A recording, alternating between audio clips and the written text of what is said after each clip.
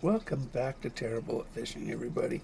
We're going to talk a little bit about e-bikes and the different styles of e-bikes.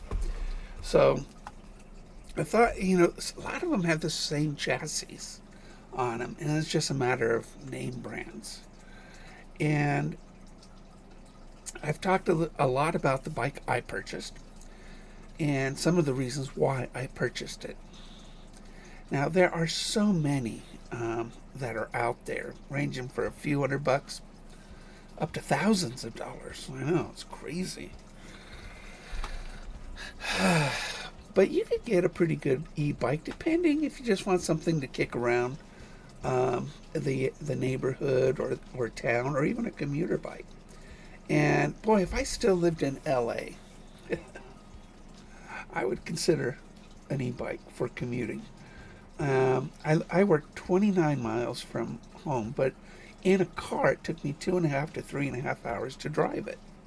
While on a bike it would have taken me less time and probably a lot less stress. And, it's a bike. So, and it seldom rains in LA, so it's just nice weather, right? So let's see. We're going to go back. We're going to go to this first bike here. This is what we call a step-through bike, and it's a lighter frame bike. Let me see if I can get this a little behind me. Yeah. And it's a step-through bike.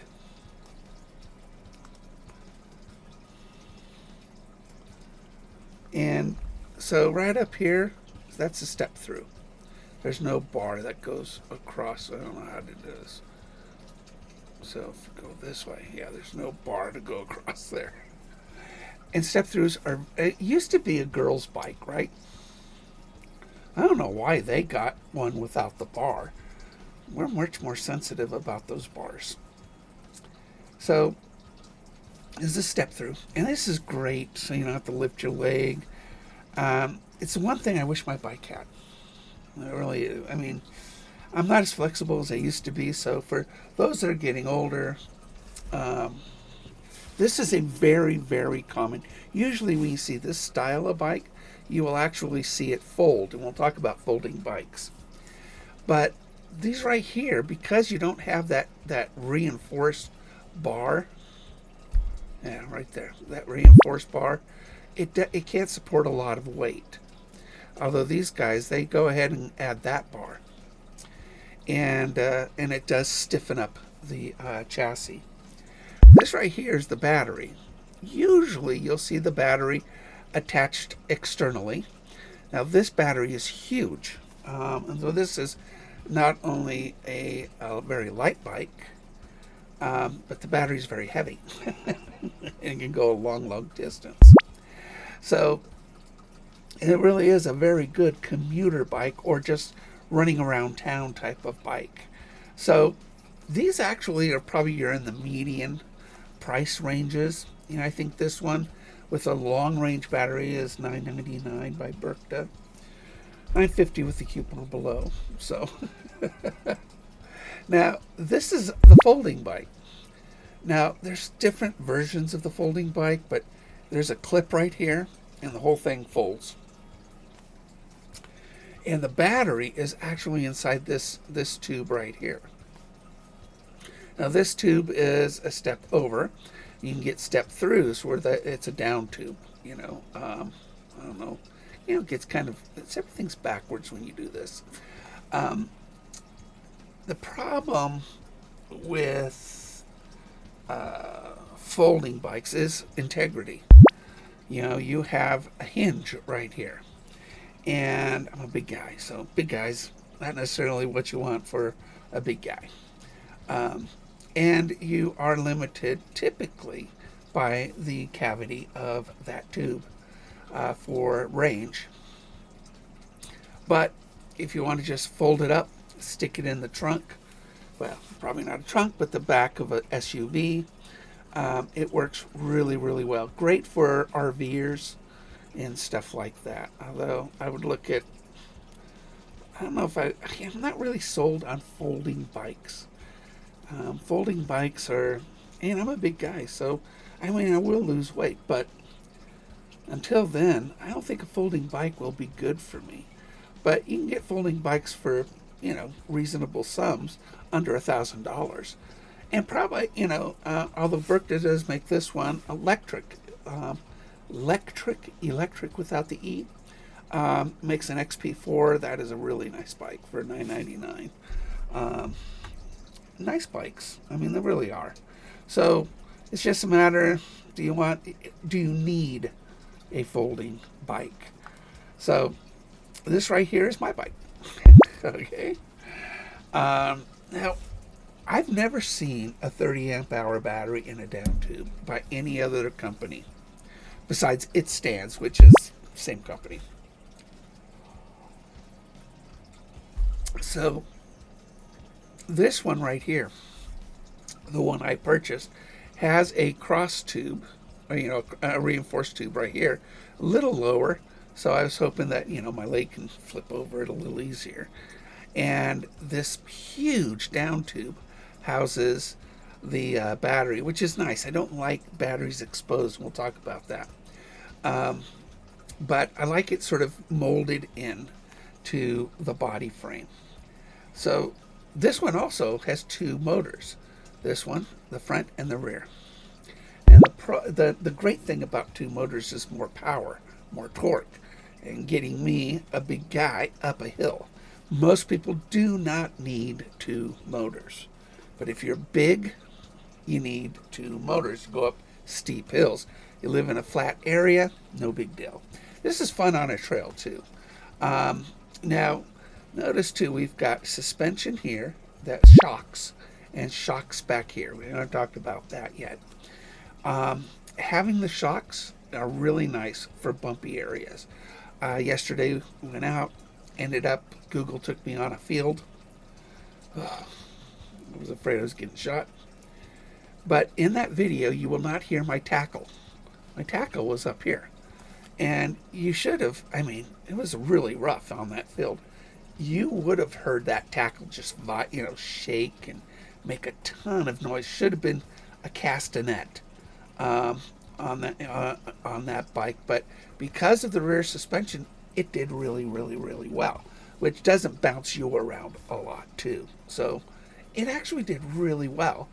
Having full suspension, I think, is one of those things you would really, really want. Definitely front, because you can't fix that. But if you have what's called a hard tail, there's no shock back here.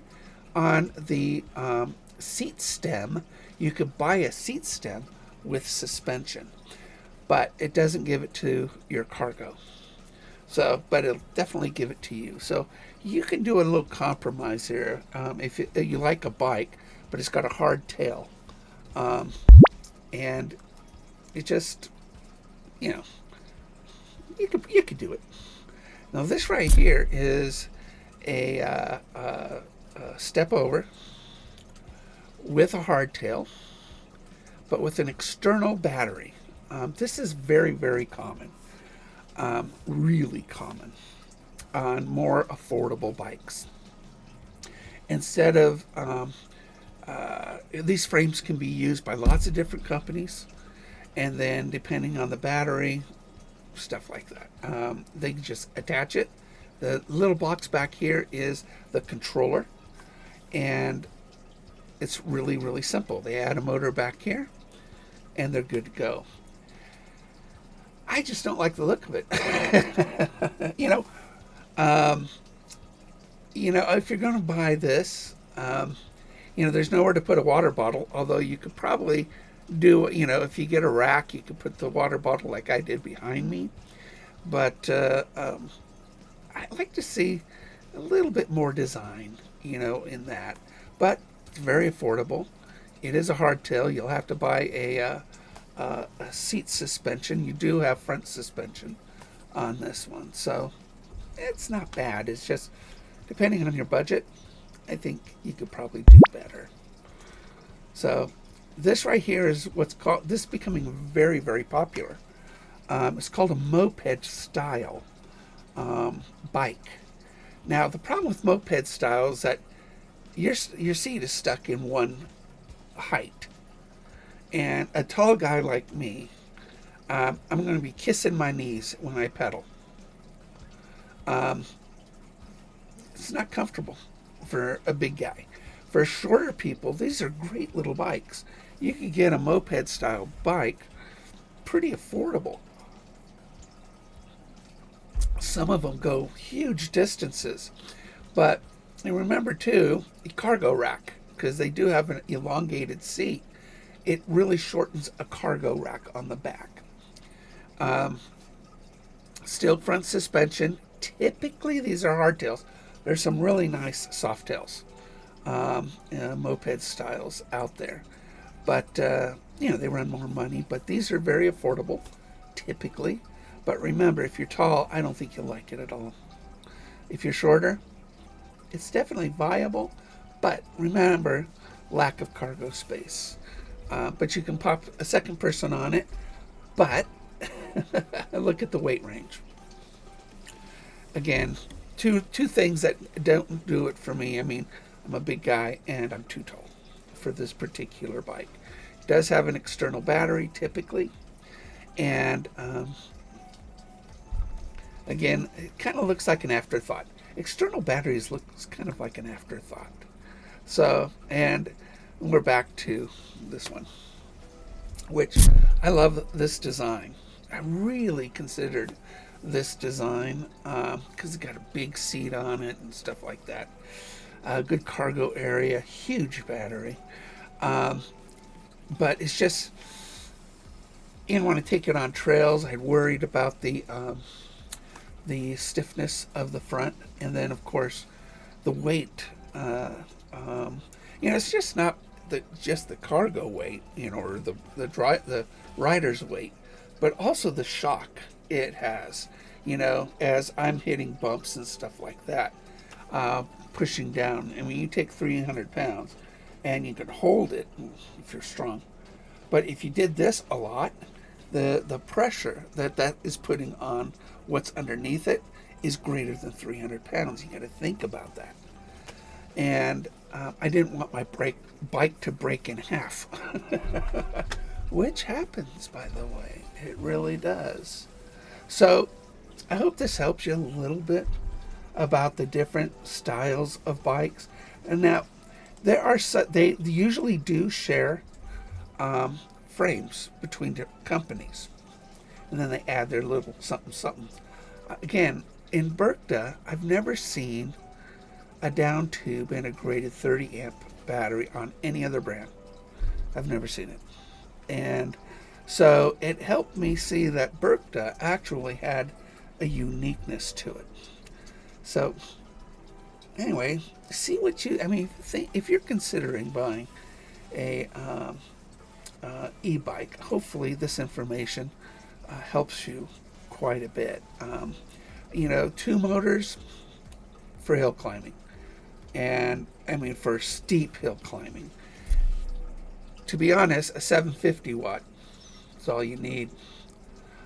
Sometimes 500 watts have a lot of nanometers, that nm. You'd want something over 85, nanometers to give you a lot of torque. But if you get a 750, typically you'll have that. If this one right here with 2 motors has about 150 nanometers. And the heavier you are, the steeper the hill, the more nanometers you need to climb it and enjoy bike riding. So you really want the assist, believe me. I can't do this. There's no way I could do this hill by myself. I don't think I could do it even in my prime. So, but think about suspension, step through or step over. Rider capacity. If you want cargo area, cargo. Where you're going to put it. This one's got nice cargo area on the back, and they give you side bags, side saddles, with this particular purchase too. And you can get these in single motors or double motors. So, I mean, it's just up to you whether you want to spend that extra money or need to. Um, and then it's just a matter of features, you know. But definitely get a bike that can do carry you where you want to go. Now, I like long range because I'm going fishing a lot, right? I need long range.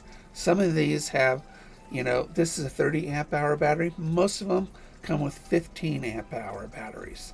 And so if I had a 15, this couldn't do it for me. It just couldn't do it for me. And so I need the range.